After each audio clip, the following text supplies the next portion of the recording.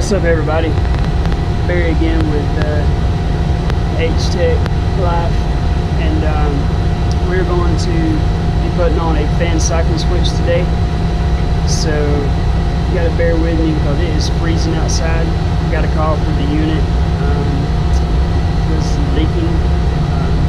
So get here, the unit was freezing up.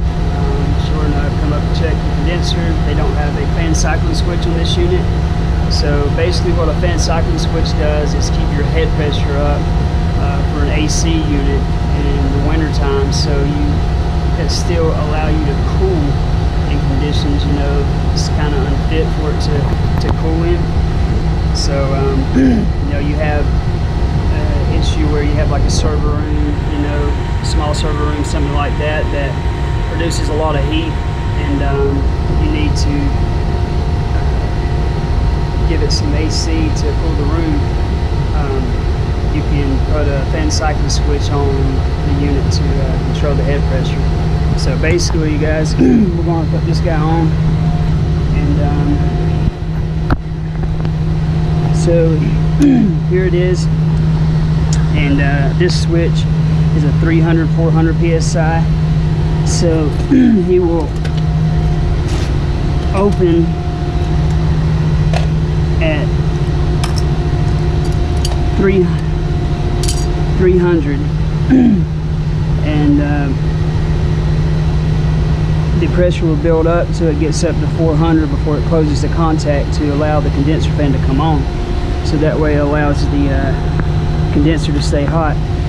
So basically you have two wires on this, guys, and you just bring them up, and your condenser fan wire that normally would go to the contactor here, you take him off and break that leg. So you take one leg of this straight to your condenser fan motor wire that would normally go on the contactor, and cut it and wire up that leg together. And then your other leg on this guy you take back up here to the contactor. So that's it. You're just breaking the power to the condenser fan motor. But we have a T-valve here, and make sure it has a depressor inside of it. This one does not, so it will not press in that Schrader valve when you put it on, therefore it will not work. So make sure that you have one that has the Schrader dispenser in there, so that way, or depressor I mean, so that way when you put it on, it will depress that Schrader valve to allow refrigerant to come up into this guy. And you want to make sure that one side of this doesn't have a Schrader valve in it, unless you can get this guy to screw all the way down enough to push in that Schrader valve. But make sure that you have one on the other side so you can still check the pressures to your system. So we're going to go ahead and put this guy on.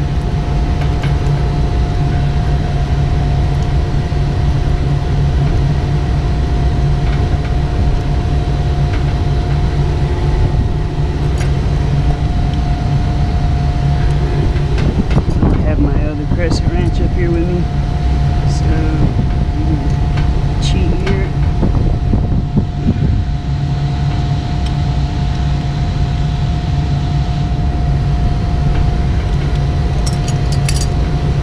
Okay.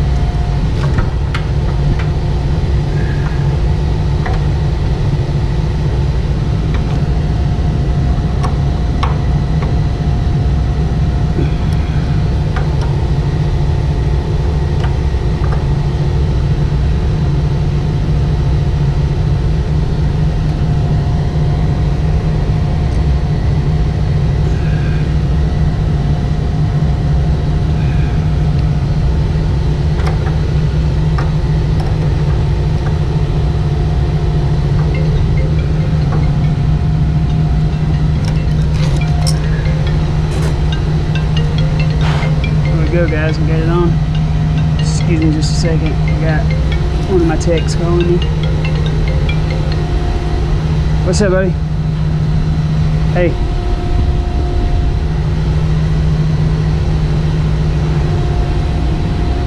Okay, man. Sounds good.